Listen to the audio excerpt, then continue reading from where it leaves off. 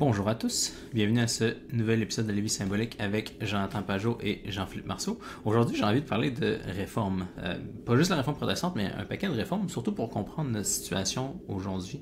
Ce qui m'intéresse, là, avant qu'on commence à rentrer dans le sujet, parce que c'est super gros, là, ce que j'avais envie de dire, c'était comme pourquoi je trouve ça intéressant de réfléchir à ça ces temps-ci, c'est que notre ami Paul Van Clay, qui fait des vidéos en anglais sur YouTube, puis qui est un pasteur à Sacramento, en Californie.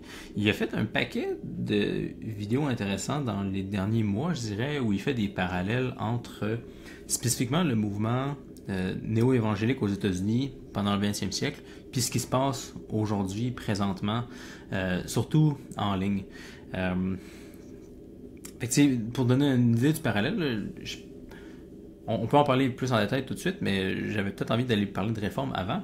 Mais le parallèle qu'il voit à grande échelle, là, entre autres, c'est que il y a eu une alliance de plein de protestants dans les milieux néo-évangéliques au 20e siècle, qui étaient dans des dénominations différentes, mais qui voyaient, disons, la culture s'éloigner de eux, puis ça aller dans une direction trop libérale, puis en fait un mouvement, disons, plus culturel que liturgique pour essayer de se défendre contre ça. Puis, il y a peut-être des parallèles intéressants avec ce qui se passe aujourd'hui, puis à plus grosse échelle aujourd'hui, parce que les genres de conversations que, mettons, toi, tu vas avoir avec Jordan Peterson ou avec Bishop Barron, avec des chrétiens qui sont dans des dominations différentes encore, mais là, pas juste à l'intérieur du protestantisme, mais en général, là, c'est quelque chose qui semble être un peu le même genre d'idée, mais comme à l'échelle de la chrétienté en général. Puis, aussi, il y a un aspect qui est justement culturel, là, que les chrétiens voient la culture en général comme glisser de leurs mains, puis là, ils veulent se rassembler ensemble pour essayer de faire quelque chose, sans que les gens vont nécessairement changer leurs allégeances dénominationnelles ou liturgiques. Fait que, il y a un parallèle comme ça que j'aimerais ça comprendre plus. On peut en parler plus maintenant si tu veux, mais j'avais envie de parler comme d'histoire des réformes avant de me rendre là. Ben, la première chose, je pense, de comprendre la raison pour les réformes, en général, c'est souvent quand il y a un écart entre ce qu'on pourrait appeler l'idéal ou ce qu'on pourrait appeler la ligne, la règle ou la vision, puis ce qui se passe. Il y a comme une sorte de séparation où à un moment donné, on a des lois, où on a des règles, où on a des façons de parler qui ne connectent plus avec la réalité. Puis quand ça arrive, ben là, tout d'un coup, la pression commence à monter. Puis finalement, la façon de s'en sortir, c'est de faire une sorte de réforme. Puis la réforme, elle peut avoir plusieurs directions. Des fois, la réforme peut être dans un désir de reconnecter les deux ensemble. On va faire une sorte de synthèse de ce qui était là avant. On va comme enlever les excès, enlever les choses qui sont de trop, qui font qu'on ne voit pas bien la structure. Pour que ça soit plus facile de la connecter avec le monde vivant. Mais des fois aussi, il faut changer la structure. Ça arrive aussi où il y a des moments où il faut comme changer la structure de base. C'est pas si évident que ça de savoir quand c'est un ou quand c'est l'autre, ou jusqu'où on doit aller dans les mouvements de réforme, parce que c'est vraiment dangereux. Parce que des fois, si tu fais pas la réforme comme il faut, ben dans le fond, c'est comme si tu plantes une mauvaise graine. Puis là, tout d'un coup, ce qu'il va avoir au bout de la réforme, ça va être quelque chose de très monstrueux, là. Un exemple qui est vraiment simple, qui est peut-être moins polémique, c'est par exemple la réforme du calendrier, dans la réforme grégorienne. C'est qu'à un moment donné, t'as comme un calendrier, t'as une structure qui te dit comment le monde fonctionne. Puis cette structure-là, comme toutes les structures humaines, elle est approximative. Elle ne peut pas être parfaite. Elle doit, à cause qu'elle mesure, elle doit toujours laisser un sorte de résidu à la fin de sa mesure. Puis là, à un moment donné, ce qui arrive, c'est que la structure, elle continue, puis là, le monde s'éloigne. Au début, c'est correct, c'est pas grave. D'un coup, ça commence à être de plus en plus clair. Puis là, tu arrives à un point où il y a comme plus de lien entre la structure puis la façon que le monde se manifeste à nous. Puis là, t'es là, il faut comme que tu prennes une décision. Soit que tu laisses aller, puis là, ça devient complètement séparé, ou soit que tu crées une réforme, puis tu reconnectes les choses ensemble. Puis la réforme grégorienne du calendrier, c'était une façon de dire non, on doit reconnecter la mesure avec la façon dont le monde se manifeste à nous. Ça, c'est un exemple qui est simple, mais tu peux avoir plein d'exemples de réformes C'est comme quand tu penses à la contre-réforme catholique, par exemple, la contre-réforme catholique, c'est une réforme. On utilise le mot contre-réforme, mais c'est une réforme. C'est une réforme à la fois ecclésiale, une réforme liturgique, puis aussi une sorte de réforme dans l'emphase. C'est une réforme de direction, c'est comme une redirection de l'Église pour réussir à se sortir du chaos que la corruption et la réforme protestante avaient causé. Là. Ouais, mais il y a beaucoup d'exemples historiques, puis les gens les connaissent pas tous, puis j'ai envie d'en parler au moins un peu pour comme qu'on s'approche jusqu'à aujourd'hui. Tu as mentionné la contre-réforme catholique, la réforme protestante. Une chose que des historiens vont souvent souligner aujourd'hui, je pense que c'était pas le cas il y a quelques décennies, mais maintenant, le fond des historiens vont reconnaître que en général, c'était une époque où il se passait beaucoup de réformes déjà, comme avant qu'il y ait officiellement la réforme protestante, puis ensuite la contre-réforme catholique. Même des gens qui vont beaucoup comme mettre en doute les termes qu'on utilise comme ça, là, comme réforme, contre-réforme, puis aussi l'idée qu'il y a une époque de renaissance. Là. Souvent, les gens vont plus parler maintenant de comme début de modernité, early modernity, des choses comme ça. Parce que il semble que en Occident, depuis la réforme grégorienne, fait que 11e siècle, il s'est mis comme à avoir en fait comme tout le temps des petites réformes qui se passaient. Ça a comme jamais vraiment arrêté, puis il y avait comme des vagues qui étaient plus ou moins importantes, mais finalement, à un moment donné, la vague à l'époque de la réforme protestante était comme énorme. C'était sûr qu'il allait se passer quelque chose, parce qu'il y avait beaucoup de gens qui faisaient plein de petites réformes ici et là. Des fois, ils se rattachaient à l'Église, des fois, ils se rattachaient pas à l'Église, puis ils se faisaient mettre de côté, là, découper comme tu disais. Là, ce qui s'est passé en Allemagne, c'est devenu très gros, puis ça a fini par faire vraiment un gros schisme en Occident. Mais ça avait déjà comme jamais vraiment arrêté depuis la réforme grégorienne. Puis même avant la réforme grégorienne, il y avait aussi eu la réforme de Charlemagne qui avait fait au 8e siècle. Fait que ça remonte à loin quand même ce qui se passe en Occident. Fait on peut peut-être parler un peu Charlemagne, puis comme progresser, là. Donc, peut-être qu'on pourrait, la première réforme qu'on pourrait mentionner, qui serait importante de comprendre si on veut comprendre le mouvement de réforme, c'est la réforme du temple quand les Hébreux, quand les Juifs reviennent de leur exil. Ça, c'est vraiment une réforme qui est importante parce que la façon dont la réforme se manifeste, c'est comme si ce qu'il dit, c'est on a oublié certaines choses. On a comme oublié, dans le fond, qui on était. On a oublié ce qu'on faisait. On a oublié l'essence de ce qu'on faisait. Puis là, tout d'un coup, c'est manifesté dans l'histoire comme ils trouvent des textes. Mm-hmm. Ils trouvent des textes qui étaient comme cachés, que personne connaissait, qui étaient... Puis les historiens modernes qui sont un peu cyniques vont dire trouver des textes. Là, ils ont écrit, dans le fond, des nouveaux textes pour comme redonner la ligne. Mais l'histoire, c'est qu'ils ont trouvé des textes, puis là, ça les a reconnectés à leur identité. Et puis là, ils ont comme refondé le temple dans ce renouveau de mémoire. Mais le deuxième temple, il était différent. Puis, les pratiques, la liturgie, toutes les choses n'étaient pas pareilles comme le temple de Salomon, en fait. Il y avait comme un refondement dans l'identité, mais aussi une adaptation à la nouvelle réalité, là, qui était probablement, il n'y avait plus les 12 tribus. Il y a plein de choses qui étaient changées. Là. Il n'y avait plus l'Arche de l'Alliance. Il y avait plein de choses qui avaient changé puis qui devaient refonder le temple basé sur leur réalité du temps. Là. Fait que ça, c'est un exemple vraiment fort où ce qu'on voit ça. Le Christ lui-même, on peut comprendre le Christ comme une sorte de réforme du judaïsme, comme une révélation qui ramène au début, qui ramène à l'origine, mais qui est en même temps une sorte de transformation de la situation vers l'avenir. Là. Mm-hmm. C'est intéressant de parler de Jésus aussi parce que le judaïsme a comme été détruit quand même par lui. Là. C'est comme ce monde-là. Le temple a été détruit, puis après, ce monde-là, il n'est jamais revenu complètement, là, en fait.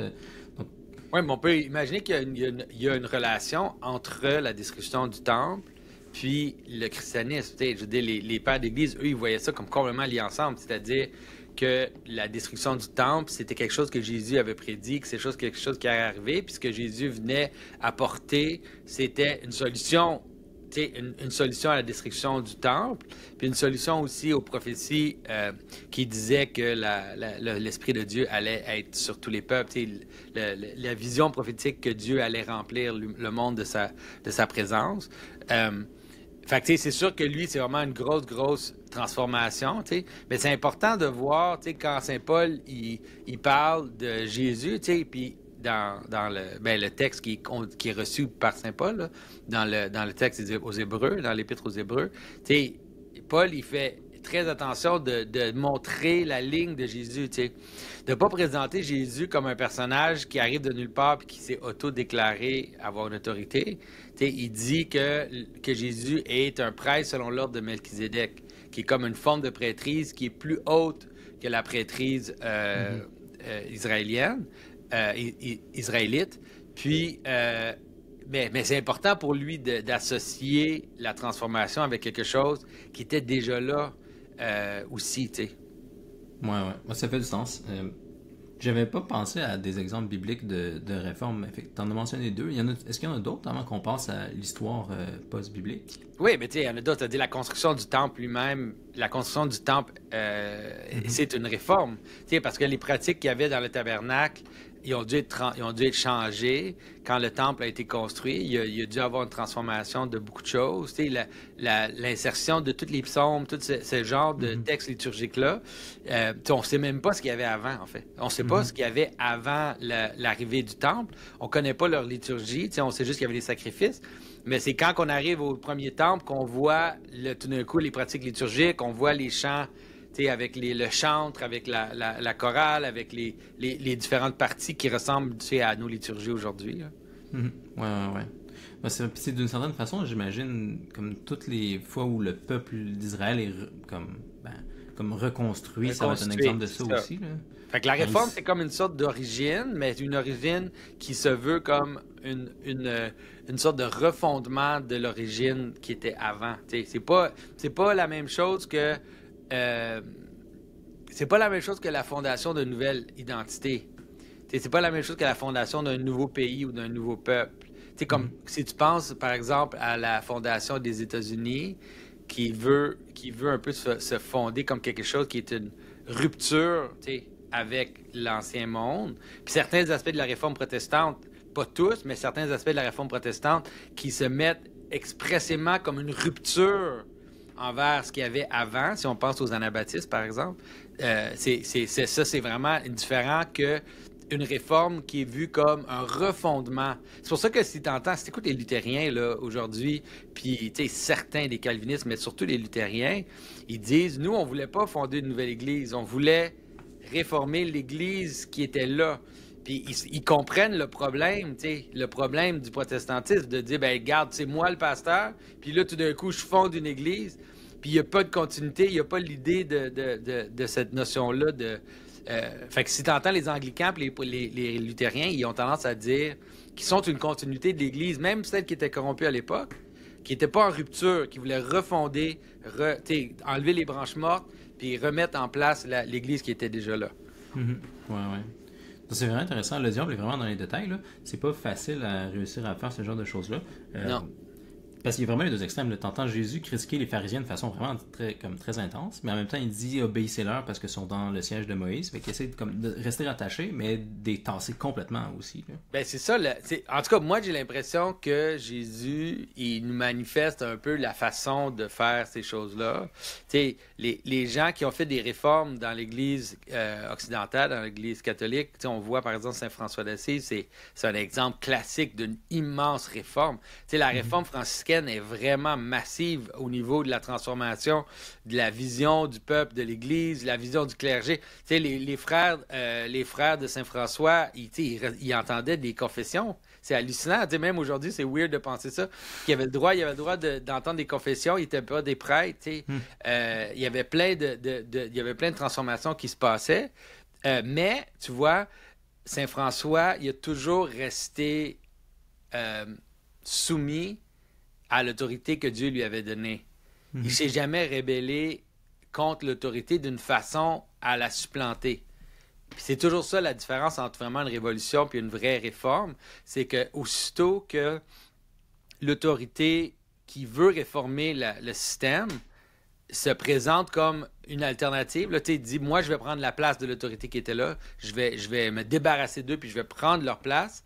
C'est là qu'on a comme un mouvement, on pourrait dire satanique, là, tu sais, un mouvement d'opposant, là, le mouvement de celui qui dit, non, c'est pas toi, c'est moi. Puis là, je me place là. C'est pour ça que, tu sais, quand on parle de réforme protestante, moi, je dis souvent que moi, je suis Martin Luther jusqu'au moment où il nomme des prêtres. Et les gens trouvent que c'est bizarre comme moment de dire que tu choisis Martin Luther, mais c'est simple, c'est que son désir de réformer l'Église était naturel. Il y avait plein de gens l'Église était corrompue à l'os, puis il y avait plein de gens qui essayaient de faire ce genre de mouvement-là. Mais au moment où tu dis, ah, c'est pas toi l'Église, c'est moi l'Église. Au moment où tu dis ça, là, tu te coupes. Là, c'est plus une réforme, c'est vraiment une révolution. Même si on utilise le mot réforme, c'est une révolution. Parce que c'est d'où vient ta légitimité maintenant? Elle vient de toi-même. Tu vas dire, ah, elle vient directement de Dieu. T'sais, là, ma légitimité vient directement de Dieu. T'sais. Puis là, on voit downstream de ça, de ce quoi ça a l'air. C'est des gens qui disent des choses comme ça. Là. Ouais. C'est vraiment intéressant. Là, si, mettons, on essaie de faire notre chemin jusqu'à aujourd'hui, il y avait les réformes qu'on a mentionnées un peu dans la Bible. Ensuite, dans l'Empire... En fait, la Convention de l'Empire... Convention de l'Empire romain, ça, c'est pas une réforme. J'imagine que tu verrais ça plus comme la Convention. Moi, je pense que chaque concile est, d'une certaine façon, une sorte de réforme. Okay. Fait que dans le fond, le concile de Nicée, c'est un mouvement de réforme dans le bon sens, dans le sens que il y a une confusion. On a une confusion, quelque chose qui ne va pas. Ça ne marche pas. On a un conflit qui est trop gros, qui fait que l'Église est sur le bord de s'éclater. On n'arrive pas à s'entendre. Donc, on doit reformer, on doit se rejoindre ensemble. Puis là, on doit reformer, se rappeler ensemble, reformuler la raison pourquoi on est ensemble. Puis là, ça crée comme une sorte de moment d'origine vers l'avenir. Puis, on ne peut pas éviter que le langage et la pratique de l'Église, après la réforme du Concile de Nicée, par exemple, il n'est pas le même qu'avant. Ouais. C'est-à-dire, si le langage trinitaire dans les pères apostoliques, il est plus subtil, il est moins explicite, à partir du Concile de Nicée, le langage trinitaire devient comme, tu sais, partout, là. Il est juste partout. On parle, la Trinité est partout dans les textes, dans les chants, dans les prières et tout. Mais ça, c'est une sorte de réforme. Mais c'est pas une réforme qui est révolutionnaire, c'est une réforme qui dit, OK, on doit reformuler notre origine pour qu'on puisse continuer d'avancer dans le monde qui nous présente plein de questions et plein de problèmes en ce moment-là. Ouais. C'est intéressant. Je sais pas si tu as lu le livre de David Bentley Hart là-dessus, Tradition and Traditions, si je me trompe pas. J'ai peut-être le mauvais titre, mais il a écrit un livre il y a quelques années qu'il a publié où il parle justement de comme l'histoire des dogmes dans l'Église, comment ça s'est changé. Puis il y a un point vraiment intéressant qu'il faisait, là, c'était que quand il y a des conciles, où on pourrait parler de réforme plus généralement avec le langage d'aujourd'hui, là, où il y a des choses qui semblent changer dans l'Église, souvent, comme la bonne façon d'évaluer si c'est vrai ou pas, c'est est-ce qu'on est capable de préserver la cause finale qu'on avait au début. Si, disons, le but de l'incarnation, c'est que le monde soit uni à Dieu, mais tu n'as pas le choix d'avoir quelque chose comme les dogmes trinitaires qui ont été définis dans les premiers conciles. Mais si tu retournes avant, comme qu'est-ce que la majorité des gens comme pensaient, souvent c'était comme pas explicite, mais des fois aussi comme des gens qui avaient l'air d'être conservateurs à l'époque, là, c'était plus les gens qui semblaient à rien, par exemple. Au moins, c'est ce que David Bentley Hart en pense, là, puis je trouve ça comme au moins plausible, parce qu'il me semble, Athanase, il était comme opposé pratiquement par tout le monde, là, au moins au début. Au début, Athanase, en plus, il était même pas un prêtre, c'était un diacre, là, pendant la première partie du concile. Mais c'est ça, c'est intéressant. On voit la même chose avec Saint Maxime, le confesseur, où il oppose mais tu sais, c'est intéressant parce que tu vois, même Saint-Athanase, il y a la question du dogme, mais il y a la question de la réalité. C'est-à-dire, Saint-Athanase, il ne s'est jamais déclaré évêque. Saint-Athanase, il ne s'est pas déclaré prêtre. Il n'a pas dit qu'il avait l'autorité sur les autres. Il a manifesté son désaccord avec la position qui devenait de plus en plus importante. Il a manifesté son désaccord avec ce qu'il croyait être une erreur qui s'installait dans l'Église. Puis finalement, c'est lui qui a gagné. Finalement, il est devenu évêque, mais pas par ses propres moyens. Il est devenu évêque par les moyens normaux de l'Église, où il a été nommé prêtre puis nommé évêque comme tous les autres prêtres et tous les autres évêques. Puis, tu sais, c'est important de voir en plus du côté théologique, de dire oui, en effet, on peut voir à travers la réforme qu'on garde la cause finale qui est adaptée à la situation présente, parce que le monde nous présente constamment des questions, nous présente constamment des choses qu'on n'avait pas pensées quand on avait dit la chose au début. Fait que là, tu dis, OK, là, maintenant, à cause que j'ai une nouvelle question qui se présente à moi, il faut que j'ajuste ma façon d'en parler pour adresser cette question-là, comme tu dis, tout en gardant le but final. Quand tu vois toutes les décisions des différents conciles écuméniques, leur décision, c'est toujours la même. Leur but, c'est toujours la même, comme tu dis, c'est de préserver d'une certaine façon l'humanité totale de Jésus, la divinité totale de Jésus, puis un lien sans confusion entre les deux. Puis on doit être capable de... Puis là, des fois, tu sens que le langage du concile, on dirait qu'il tire un petit peu trop sur ce bord-là, sur la couverte. Puis là, après ça, il y a comme une contre-réaction, mais finalement, tu peux voir que leur but, c'est toujours d'essayer de garder cette union-là, tu sais. Puis finalement, c'est ça qui crée l'orthodoxie chrétienne, là. Puis c'est intéressant, ça fait un peu comme on a déjà parlé, que comme l'histoire est un peu créée rétrospectivement aussi, parce que, tu sais, une fois que le dogme est établi, parce qu'on voit qu'il faut qu'on préserve la cause finale, qu'on l'ajuste à nos circonstances, ben on voit qu'en fait, depuis le début, les gens, en fait, fondamentalement, croyaient ça, mais c'était pas explicite, en fait. Si tu leur avais demandé, ils auraient probablement pas dit oui ou non, comme ils auraient peut-être même pas su comment dealer avec la question, mais l'histoire... La plupart des gens se rendent pas compte que il y a cet effet rétrospectif. Ce que tu dis, c'est super important parce que ça, c'est comme un truc que il faut donner au postmoderne. Les gens, ils connaissent peut-être le texte fameux de Lyotard, là, genre le postmoderniste expliqué aux enfants. Dans ce texte-là, Lyotard, il explique qu'en fait, le postmodernisme, c'est l'idée que la définition d'un âge ou de n'importe quel événement est jamais stable parce que l'avenir va toujours interpréter le passé et donc l'avenir est postmoderne. Le monde est postmoderne parce qu'il est toujours en train, à partir d'un point de vue futur, réinterpréter le passé. T'sais. Mais lui, de la façon qu'il voit, c'est que ça crée une sorte de... ça l'ouvre dans le fond. Comme si tout est possible. Parce que peu importe, on ne sait pas ce qui va arriver dans l'avenir, qui va interpréter le passé. Fait que là, ça se peut que tout ce qu'on pense aujourd'hui va complètement changer, dépendamment de ce qui arrive dans l'avenir.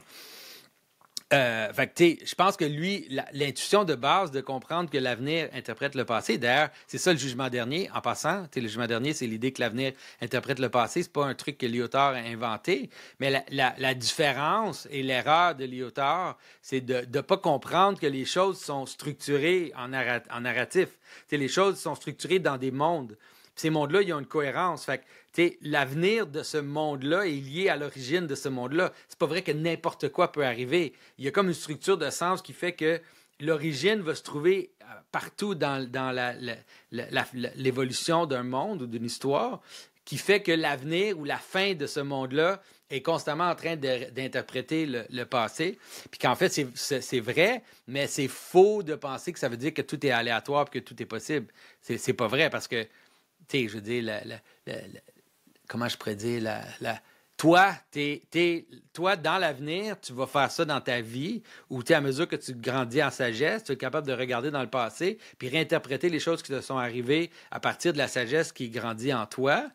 Mais c'est pas n'importe quoi. C'est carrément, c'est basé sur l'espèce de mouvement de ta vie, là, tu sais.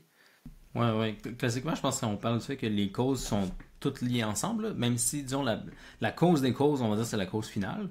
C'est elle comme qui est ontologiquement la plus importante, qui vient en premier, qui ordonne les autres, mais il faut quand même que les autres soient là aussi. Tu ne pourrais pas juste avoir la finalité si tu n'avais pas aussi les causes formelles, matérielles, efficientes qui vont jouer un rôle là-dedans. D'une certaine façon, là, la cause finale est tout le temps comme impliquée par toutes les autres causes qui existent, mais tu as besoin de la cause finale aussi. C'est comme si les postmodernes comme Lyotard, il y avait comme compris le fait que le futur va déterminer les autres causes, en fait. Mais si t'as pas de cause finale fixe, ben c'est vrai que je peux comprendre pourquoi tu penserais que le monde est comme, en fait, comme radicalement ouvert, là, puis flou. Oui, c'est ça. Mais tu sais, on voit qu'en fait, l'identité même d'une chose que tu reconnais, elle inclut la cause finale dans son identification. Puis c'est ça, je pense que c'est une des erreurs des postmodernes, c'est de ne pas comprendre que les identités sont elles-mêmes des telos, là, que les identités sont pas juste des tags, là, c'est pas juste des genres de cadres arbitraires qu'on met sur les choses. Là. Ouais. Fait que, si on retourne dans notre histoire, là, fait que tous les premiers conciles, c'était toujours des réformes. Ensuite, je t'avoue qu'en Orient, je sais pas trop qu'est-ce qui s'est passé. En Occident, il y a eu des réformes avec Charlemagne au 9e siècle, parce qu'il y avait la chute de l'Empire romain a causé un paquet de problèmes, là, entre autres le fait que le clergé était souvent illettré. Beaucoup de choses qui se faisaient difficilement parce que les gens n'étaient pas capables de lire les textes liturgiques, etc. Il y avait beaucoup de dogmes moraux auxquels les gens obéissaient pas, c'était pas très répandu. Fait que Charlemagne a fait un gros travail pour essayer de répandre ça. Puis 2 siècles plus tard, après ça, la réforme grégorienne qui vient régler d'autres problèmes, là, entre autres parce que Charlemagne a réglé des problèmes, mais il a aussi fait une genre de relation de pouvoir entre l'État et le clergé qui faisait que le clergé était souvent comme déterminé par des princes ou des rois séculiers, puis là, ça engendrait d'autres problèmes. Oui, ça, la réforme de Grégorienne était en partie carrément une réaction à la réforme de Charlemagne, là. C'est-à-dire d'éliminer la simonie, puis l'idée de vendre des offices, puis toute cette idée-là. Là. Puis ça fait que c'était une réforme qui... C'est intéressant, je pense que c'est Tom Holland, l'historien, il dit la réforme grégorienne, c'est peut-être la réforme la plus importante parce que les gens ne savent même pas qu'elle existe. Là.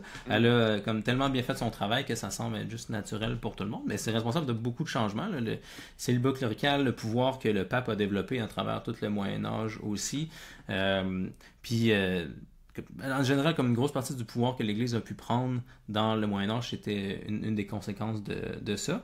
Puis après, ça semble jamais vraiment s'être arrêté. C'est comme s'il y a eu une grosse vague de réformes en Occident avec Charlemagne. Ça s'est calmé ensuite, une autre grosse vague avec les réformes grégoriennes. Puis après, il y a comme tout le temps eu des petites vagues de réformes jusqu'à la réforme protestante.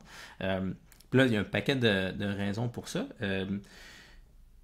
J'ai l'impression, par exemple, sans qu'on ait besoin de rentrer dans les détails, là, je serais curieux de t'entendre là-dessus. Un truc que j'ai souvent entendu, là, que ce soit en Orient ou en Occident, souvent c'est les endroits où tu as plus de population qui est éduquée, qui pense de façon, disons, indépendante, autonome, où il va finir par avoir des hérésies qui apparaissent, puis potentiellement vraiment des splits. Là. Fait que, tu sais, par exemple, dans les premiers siècles de l'Église, il y avait souvent des hérésies qui arrivaient de Constantinople, parce que c'est là que les gens étaient éduqués, en Orient, fait que, comme, fallait régler ça, mais d'habitude, ils venaient de là. Plus tard, en Occident... ça flippe, ça fait comme... Ouais, c'est ça. Tout d'un coup, les hérésies, ils arrivent de l'autre côté. Là. Mais c'est intéressant, dans l'orthodoxie, je pense que on peut voir des réformes importantes. Le 7e Concile écuménique, c'est vraiment une réforme qui est liée avec la réforme grégorienne.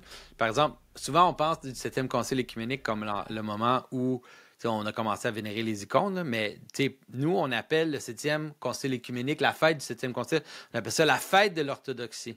C'est intéressant, les gens vont dire pourquoi votre fête qui fête les icônes, on appelle ça la fête de l'orthodoxie, mais c'est parce que le 7e Concile, c'est pas juste les icônes, c'est aussi, c'était vu par les gens à l'époque, puis l'Église à l'époque, comme la libération du joug de l'empereur. Parce que l'empereur, jusque-là, essayait de contrôler la théologie de l'Église, en imposant comment je pourrais dire, la destruction des icônes, la destruction des images. Puis là, en réussissant à promulguer le 7e concile puis l'importance des icônes dans l'Église, on se libérait du joug de l'empereur. Fait que c'est un peu comme l'idée de la réforme grégorienne. Fait que ça, c'était s'émanciper des autorités. Puis après ça, c'est sûr que les orthodoxes se font ramasser par les musulmans, c'est comme pas évident. Puis à cause qu'ils sont juste en mode survie, c'est vrai que c'est plus dur d'avoir des hérésies et des réformes. Là. C'est sûr qu'il y a certaines transformations qui arrivent dans l'Église qui sont... on pourrait dire que c'est des réformes imposées par l'extérieur. Quand Constantinople tombe, là, tous les pouvoirs de l'empereur puis les responsabilités civiques du gouvernement byzantin, il est mis sur les évêques de l'Église orthodoxe. D'ailleurs, beaucoup des vêtements liturgiques que les évêques portent, en fait, c'est des vêtements impériaux qui ont été finalement comme transférés sur les évêques. Fait que, c'est vraiment une immense transformation de la structure de l'Église. Puis il y a comme une sorte de fusion entre la structure civique et la structure de l'Église, un peu quasiment à l'image de l'islam. Là. Pour eux, les musulmans, ils comprennent pas ils n'ont pas l'idée de la différence entre l'État et l'Église. Puis c'est ça qui impose un peu sur les églises qui sont sous le joug de l'islam. puis après ça, ben, il y a des grosses...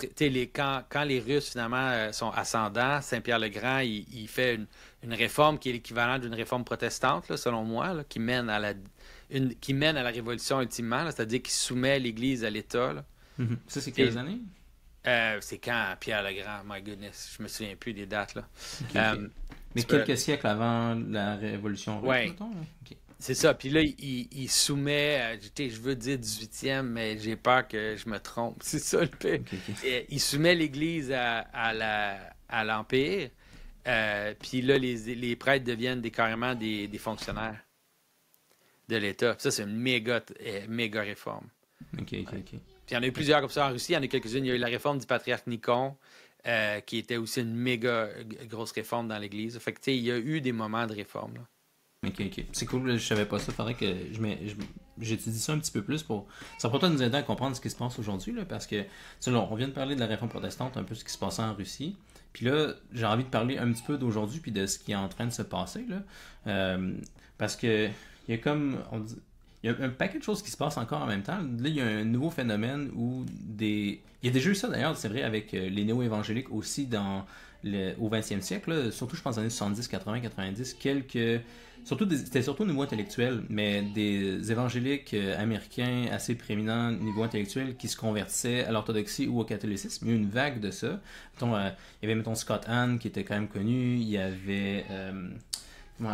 c'est terrible, j'ai oublié un autre intellectuel catholique assez connu, Peter Kreeft, qui s'était converti. Fait qu'il y a eu comme une vague de ça, de gens qui voyaient, disons, les limites de l'approche protestante, puis qui voulaient retourner, disons, à la ligne qu'on mentionnait plus tôt.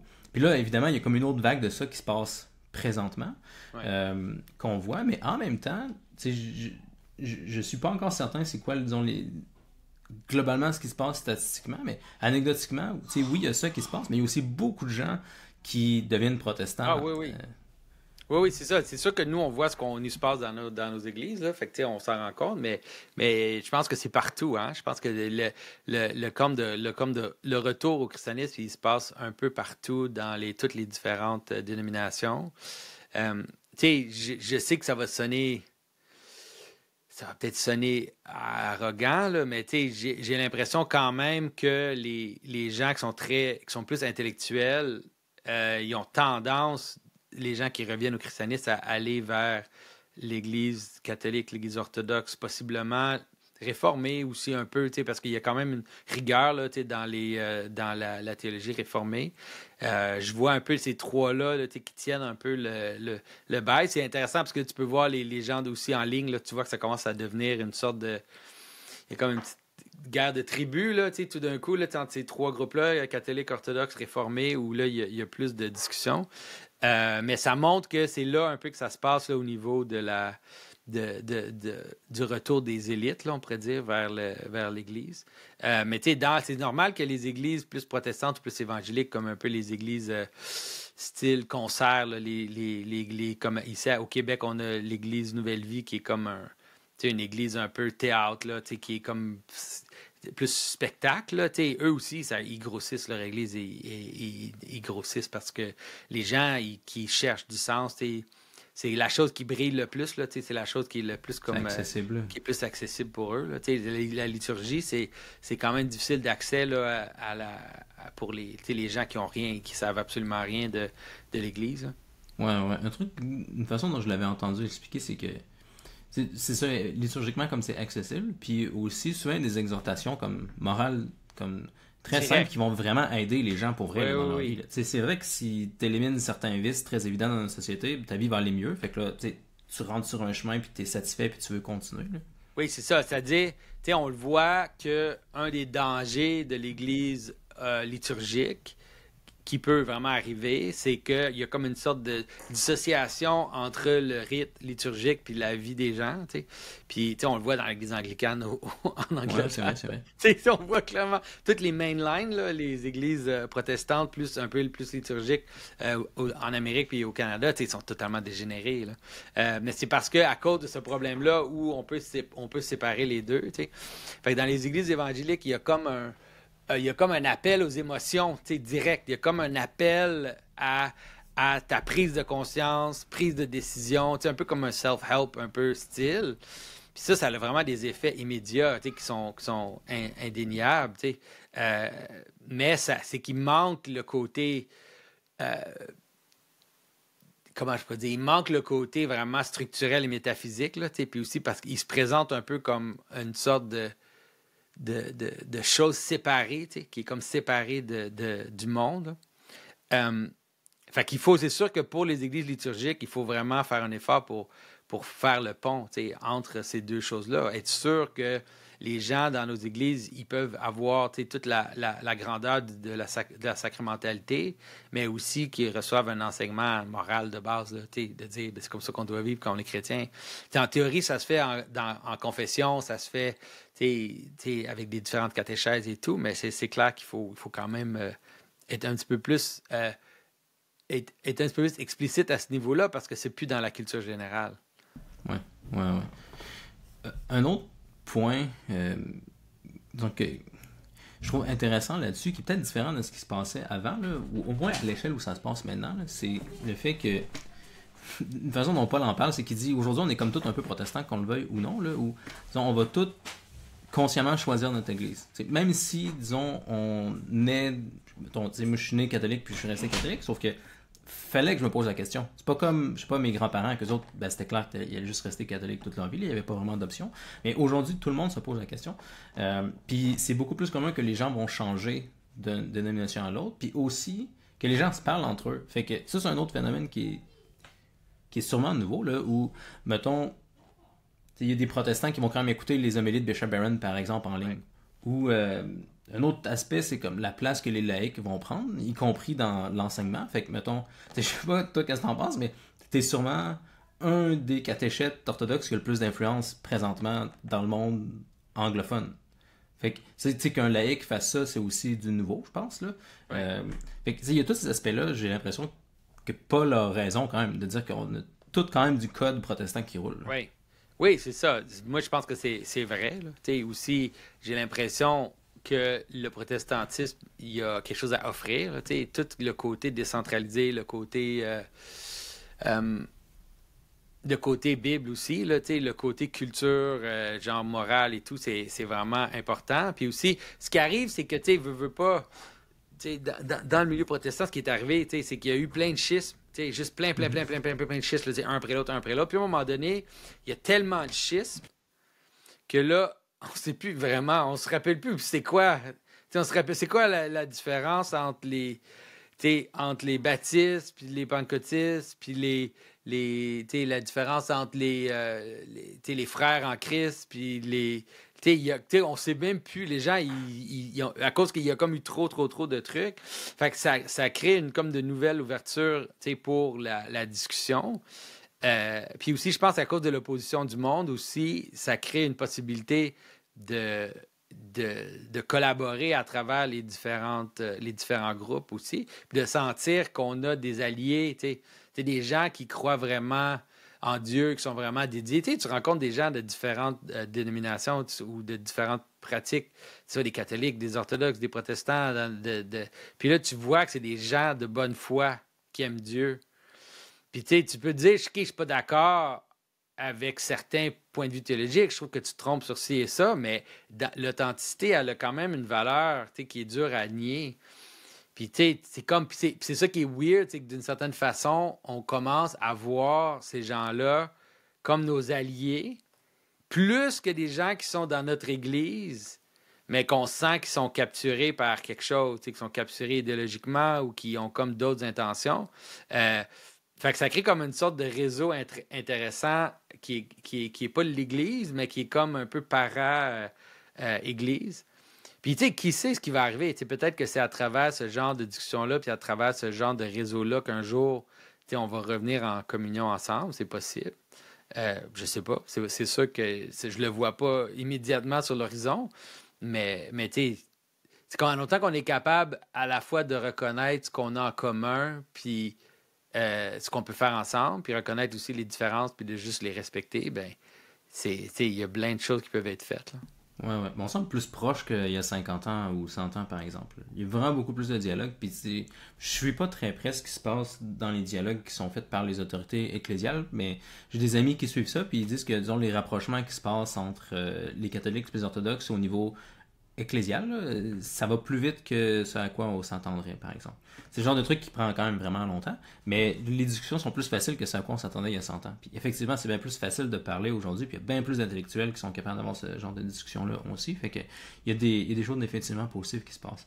Euh, un autre aspect que je trouve intéressant, je me demandais si tu avais observé ça, c'est quelque chose que j'ai entendu Paul dire aussi, mais remarqué que, tu sais, oui, il y a des gens, mettons, qui sont dans une église protestante qui vont décider de devenir catholiques ou orthodoxes parce qu'ils veulent retourner à la source, mais il y a aussi des gens, comme Paul lui-même, Paul il dit ça, en fait, la chose la plus protestante que je pourrais faire, ce serait de devenir orthodoxe. Fait que lui, il décide entre autres de rester là, parce que il dit... Il y a comme une contradiction, je sais pas, performative, là, peut-être, là, où, tu sais, si Oui, je comprends. Moi, je dis toujours que mon dernier geste protestant, c'est de devenir orthodoxe. Ouais. Et que vous êtes juste comme des deux bords du dilemme, ma dernière réforme, c'était de devenir orthodoxe. Puis il y a quelque chose dans ça par rapport à l'idée de l'inversion qui s'inverse, là, l'idée du genre de révolution qui tourne sur elle-même. Là. Puis tu vois ça en général un peu partout aujourd'hui. Là, l'idée qu'aujourd'hui être un rebelle, c'est d'être traditionnel. Là, si tu veux être vraiment rebelle, ben tu te maries, tu as des enfants, tu fais une vie normale. Que ça, c'est la façon d'être le plus punk rock, là, c'est en faisant ça. Là. Ben, ça, c'est aussi un phénomène de fin. Là, c'est comme une image d'un monde qui arrive à sa fin quand les choses normales apparaissent à l'envers. Là. Ouais, ouais. Mais c'est ça, ça fait que, comme tu dis, je trouve que je peux reconnaître des gens, mettons, comme Paul, qui sont pas dans la même église, mais qui sont vraiment proches de nous parce que, comme, il sent bien les problèmes, puis il voit que il y a des dangers, disons, il y a comme une façon de répéter la réforme en changeant de dénomination qu'il veut pas faire. Comme il veut que Dieu l'a placé à une place, puis il va continuer à travailler là, puis avec un peu de chance, les autorités vont comme régler les débats à leur échelle. Oui, ça, mais aussi, on a chacun nos. Comment je pourrais dire? On a chacun nos places dans le monde, puis on a chacun nos choses à jouer. Et puis, on peut pas.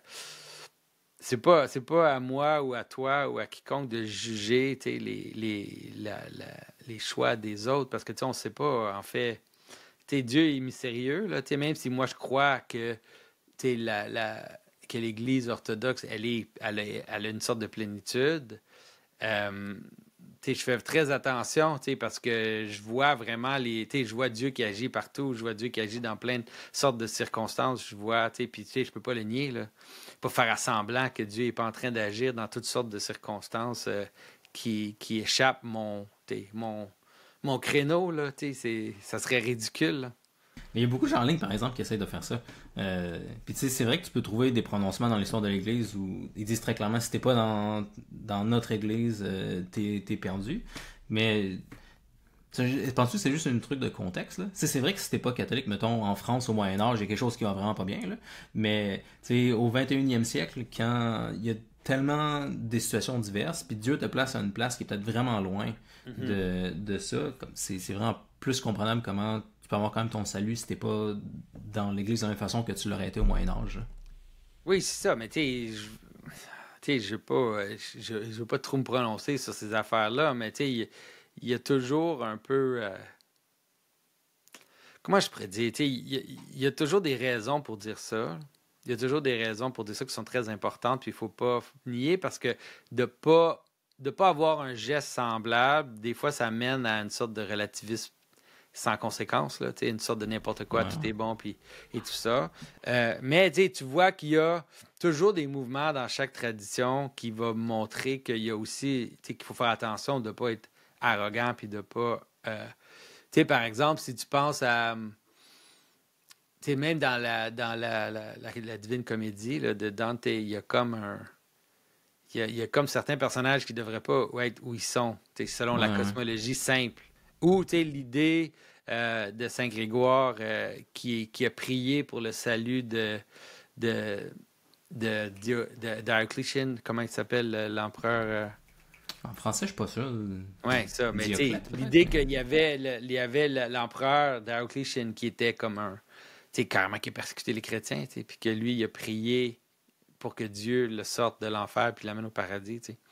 Mais tu sais, les gens, ils aiment pas ça, cette histoire-là. Ils n'aiment pas cette histoire-là. Tu sais, j'ai entendu des théologiens orthodoxes dire « Ah, c'est une exception, c'est la seule place dans tous les êtres humains de l'humanité. C'est le seul exemple de quelqu'un que par les prières des saints, ils sont carrément, qui n'étaient pas du tout chrétiens, qui sont sortis de l'enfer. » Puis là, t'es comme « Ouais, je comprends que tu veux contrôler ça, tu sais, je te comprends, c'est beau, tu sais. » C'est beau que tu essaies de garder ça dans une boîte, mais tu sais, cet exemple-là, il brille vraiment fort, là, tu sais.